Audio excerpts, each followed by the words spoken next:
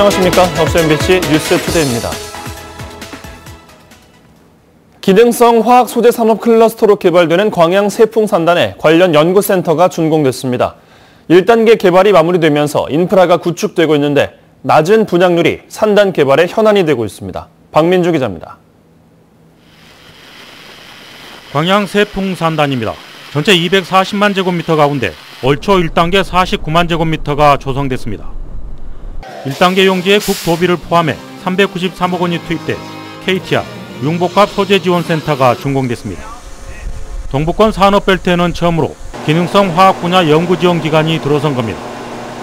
이미 4개 기업과 209억 규모의 연구개발에 착수했습니다.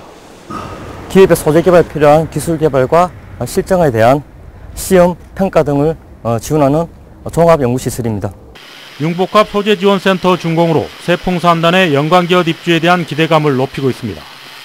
하지만 지금까지 입주한 기관은 2곳에 머물고 있어 토지 매입이 추진되고 있는 2단계 사업 추진에도 부담으로 작용하고 있습니다. 경제청은 지난해 8만 2천 제곱미터의 외국인 투자 지역을 지정하고 대중국 입주 기업을 타진하고 있습니다. 현재 중국 식품회사하고 긴밀하게 지금 협의를 해서 앞으로 2년 이내에 다 임대가 될 걸로 저희들이 예측을 하고 조만간에 큰 성과가 나올 걸로 지금 생각을 하고 있습니다. 광양만권의 새로운 기능성 화학 소재 클러스터 산업단지로 개발되는 광양 세풍산단. 분양 활성화가 변수로 떠오르고 있습니다. MBC 뉴스 박민주입니다. 전남도의 습지보호지역 지정 면적이 크게 증가했습니다. 전라남도는 현재 습지보호지역으로 지정된 순천과 보성, 신안 지역의 갯벌 81.92제곱킬로미터에 대해 올해 초 보호지역 확대를 정부에 건의한 결과 도내 습지보호지역이 1160.71제곱킬로미터로 대폭 확대 지정됐다고 밝혔습니다. 갯벌 1제곱미터가 제공하는 연간 경제적 가치는 39억여 원으로 추정돼 습지보호지역 전체의 경제적 가치는 4조 5천억 원에 이를 것으로 보입니다. 습지보호지역에서는 관련법에 따라 건축물 신축과 광물 채굴, 동식물 경작, 포획, 채취 등이 제한됩니다. 다음 달에 발사될 누리호 시험 발사체 비행 모델이 나로 우주센터에서 언론에 공개됐습니다. 우주 선진국들의 전문가들도 짧은 기간에 이뤄낸 한국형 발사체 개발 과정에 일단 찬사를 보냈습니다. 최우식 기자가 보도합니다. 2021년에 발사될 한국형 발사체의 이름은 누리호로 결정됐습니다. 과기정통부와 항우연은 누리호 발사에 앞서 그 핵심 기술인 75톤급 액체 엔진의 성능을 시험하기 위한 시험 발사체의 실제 비행 모델을 공개했습니다.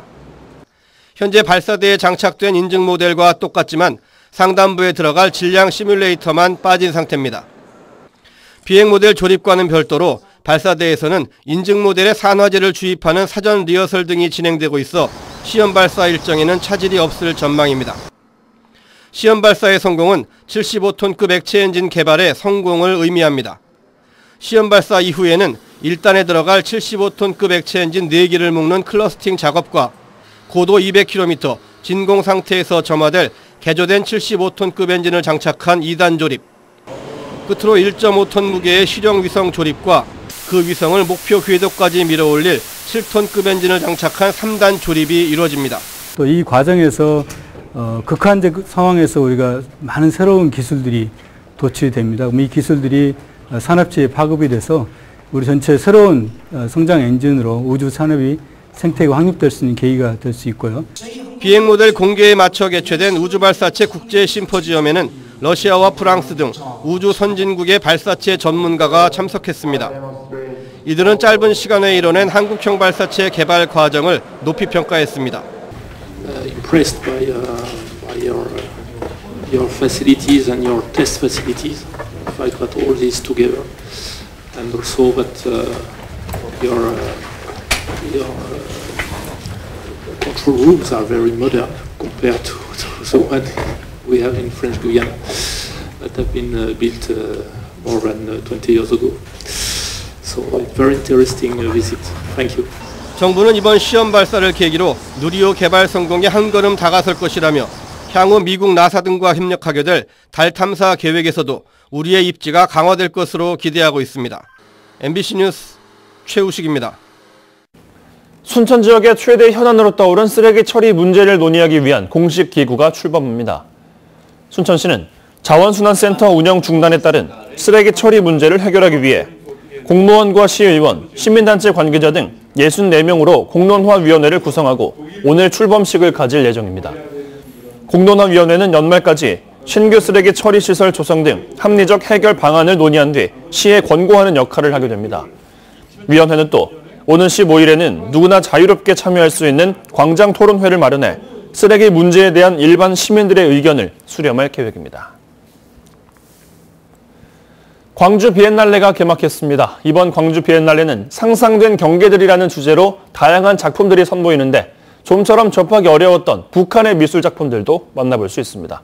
우종훈 기자가 보도합니다. 광주 비엔날레가 어젯밤 개막식과 함께 66일간의 대장정을 시작했습니다. 올해로 12번째를 맞는 광주 비엔날레는 40여 개 나라에서 160여 명의 작가가 참여해 300여 점의 작품을 선보입니다. 이번 비엔날레의 주제는 상상된 경계들. 국가와 민족 등의 이름으로 서로 구분짓고 배척해온 지난 과거를 돌아보면서 초연결 사회라는 현대에도 여전히 존재하는 경계를 드러내고 있습니다.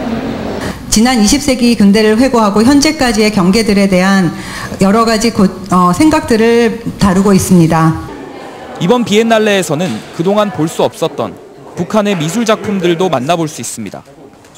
조선화로 불리는 북한의 작품들은 남북 화해 분위기 속에 특히 관심을 끌고 있습니다. 북한 미술을 통해서 우리는 북한의 사회의 한 양상을 공부를 할 수가 있어요. 그리고 또 북한 미술의 어떤 그 특징을 통해서 북한의 사람들의 생각을 또 알 수가 있어요. 이번 비엔날레는 전시 공간도 한층 넓어졌습니다. 주 전시관인 비엔날레 전시관과 국립아시아문화전당은 물론 옛 국군통합병원과 전남도청 상황실 등 5.18 역사의 현장에서도 전시 작품들을 만나볼 수 있습니다. 오늘부터 일반 관람객들을 맞이하는 광주 비엔날레는 오는 11월 11일까지 계속됩니다. MBC 뉴스 우종훈입니다. 밤만 되면 도로 한 차선을 무단으로 점령해 불법 주차한 대형 화물차들이 많습니다. 어두운 도로를 운전할 때 갑자기 나타나는 주차된 대형 화물차는 대형 사고의 원인이 되고 있습니다. 실제 사고 현장을 김양훈 기자가 취재했습니다. 승용차 앞부분이 심하게 부서졌습니다. 도로가에 주차된 대형 화물차 뒷부분을 음주운전 차량이 들이받아 발생한 사고입니다. 물론 음주운전이 근본적인 사고 원인이지만 불법 주차가 사고를 초래한 겁니다. 네, 운전자가요 음주한 상태에서 또 주차되어 있는 화물 차량을 앞 범퍼로 뒷부분을 충격한 사고. 승용차가 부딪힌 화물차 바로 뒤에도 대형 화물차 석 대가 줄지어 주차되어 있습니다. 사고가 난 이 도로는 중앙화단철고로 당초 왕복 8차선이었던 도로가 왕복 10차선으로 넓혀진 곳입니다. 도로 구조 개선 이후 야간에 불법 주차된 화물차들이 늘고 있습니다. 인근의 다른 도로도 사정은 마찬가지. 왕복 4차선 도로 곳곳에 대형 화물차가 주차되어 있습니다. 모두 불법 주차된 차량들입니다. 야간에 운전하고 다니면은 그 불법 주차로 대형 화물차들이 그 주차해 갖고 있는데 까딱 잘못하면 그 사고 확률이 겁나게 많습니다. 차량 안전지대는 물론 인도 위에도 화물차가 버젓이 주차돼 있기도 합니다. 전남에 등록된 화물차는 2만여 대. 하지만 화물차 공용 차고지는 전남에 5곳뿐입니다. 사설 차고지가 있지만 대부분 운전자 거주지와 멀리 떨어진 외곽이어서 불법 주차를 막을 수 없습니다. 차고지를 등록을 할 때 의무적으로 설치를 해야 되거든요. 근데 거리상 좀 멀다 보니까 자기 집 인근에다가 이렇게 대시고 가시는 경우가. 게다가 단속도 계도 위주로 이루어지다 보니 계속된 화물차 불법 주차로 대형 교통사고 위험은 커지고 있습니다. MBC 뉴스 김양훈입니다. 순천 푸드아트 페스티벌이 오늘부터 4일 동안 순천 중앙사거리 일원에서 열립니다. 올해로 3회째를 맞는 이번 축제에서는 지역의 대표 먹거리와 전문가 컨설팅을 통해 개발한 음식 40여 종이 선보일 예정입니다. 이와 함께 문화의 거리에서는 각종 예술 작품을 감상하고 직접 만들어 볼 수 있는 부스가 운영됩니다. 한편 코레일 전남본부는 수도권 지역 관광객들을 위해 오는 8일 푸드 아트 페스티벌 테마 열차를 운행하기로 했습니다. 시민단체가 3년 통합 21주년을 맞아 기념 행사를 열었습니다. 여수 시민사회단체 연대회의는 어제 오후 2시 기념식을 열고 여수 권오봉 시장을 초청해 지역 의제를 논하는 자리를 마련했습니다. 여수 연대회의는 부정비리 척결을 위한 제도 개선 방안과 여성 일자리 정책 방안을 제안했다며 조만간 이에 대한 시의 답변을 반영한 입장문을 발표하겠다고 밝혔습니다. 광양시가 침수 피해를 입은 광양 5일장 상인들에게 피해 보상금을 지급하기로 했습니다. 광양시는 총 2천만 원의 보험금을 확보해 피해 금액의 최대 50%까지 보상금을 지급하기로 했습니다. 그러나 상인들은 보상금 지급일이 불분명한 데다 광양시가 피해 입은 물건을 저렴한 가격에 판매하는 것도 금지시켜 장사를 못하고 있는 실정이라며 현실성 있는 대책을 마련해달라고 촉구했습니다. 포스코가 다가오는 민속명절 추석을 맞아 거래기업에 대금을 앞당겨 지급합니다. 포스코는 일반 자재나 원료 공급사, 공사 창업기업 등 거래기업에 일주일에 2차례 결제해오던 금액을 오는 17일부터 21일까지 5일간 매일 지급해 거래기업이 원활하게 자금을 운용할 수 있도록 할 계획입니다. 포스코는 조기 집행액이 모두 1,760억 원에 이를 것으로 전망했습니다. 공연을 감상하며 관광 명소를 둘러볼 수 있는 여수 낭만버스가 추석 연휴에 특별 운행합니다. 여수시는 매주 금요일과 토요일 운영하고 있는 여수 낭만버스를 추석 연휴인 오는 23일부터 4일 동안 추가 운행하기로 했습니다. 관광과 공연, 이벤트가 접목된 여수 낭만버스는 5개월째 탑승률 100%를 기록하고 있습니다. 신화회 보컬로 활동한 손상훈 씨가 가정폭력 혐의로 징역 10개월에 집행유예 2년을 선고받았습니다. 손 씨는 아내가 외박을 못하게 하자 쿠션으로 얼굴을 때렸는데요. 아내가 경찰을 부르자 또 때린 뒤 집을 나갔고 술을 마시고 돌아와 다시 때렸습니다. 손 씨 측은 고의성이 없었고 일부 과장됐다고 주장했지만 재판부는 손 씨가 이전에도 아내를 폭행했고 특히 아내가 경찰을 부르자 보복 폭행을 해 죄질이 나쁘다고 지적했습니다. 걸그룹 카라 출신 배우 구하라 씨가 악성 루머에 곤욕을 겪었습니다. 최근 SNS와 모바일 메신저를 통해 구하라 씨가 극단적인 선택을 해 약을 먹고 병원에 실려갔다는 루머가 돌아 많은 이들을 놀라게 했는데요. 소속사 측은 병원에 내원한 것은 사실이지만 소화불량과 수면장애로 진료를 받은 것이라고 일축했습니다. 지금까지 투데이 연예톡톡이었습니다. 오늘 뉴스의 요점만 콕 짚어드립니다. 백초브리핑 시작합니다. 서울 상도동의 한 공동주택 공사장 집안이 가라앉으면서 인근 유치원 건물이 10도가량 기울어지는 사고가 발생했습니다. 다행히 인명피해는 없었지만 관할구청과 소방당국은 추가 붕괴를 우려해 인근 주민 50여 명을 대피시키고 전기와 수도, 가스를 차단했습니다. 도널드 트럼프 미국 대통령은 트위터를 통해 북한 김정은 위원장에게 감사하다며 우리는 함께 해낼 것이라고 밝혔습니다. 반면 마이크 폼페이오 국무장관은 김 위원장이 비핵화 달성 약속을 충족시키기 위해서는 할 일이 여전히 산적하다고 말했습니다.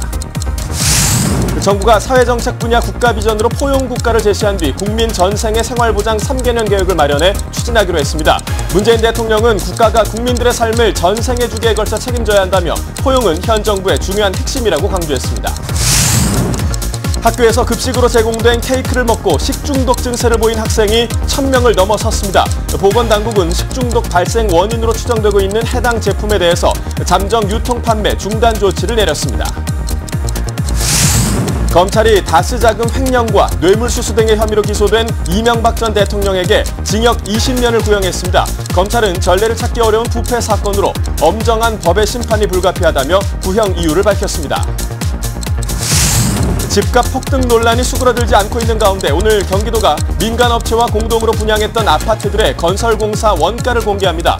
경기도시공사 홈페이지를 통해 오늘 공개되는 곳은 다산과 고덕, 동탄 등 지난 2015년 이후 발주된 5개 블록으로 계약 금액은 약 7,700억 원 규모입니다. 지금까지 백조브리핑이었습니다. 비가 그친 중부지방의 하늘은 이처럼 구름만 끼어 있습니다. 또 바람까지 불면서 선선하게 느껴지는데요. 남부 곳곳으로는 여전히 비가 이어지고 있습니다. 그래도 비구름이 이동을 하고 있어서 전라도 서쪽 곳곳에 비는 잦아든 상황이고요. 현재 경상도와 제주도를 중심으로 비가 내리고 있습니다.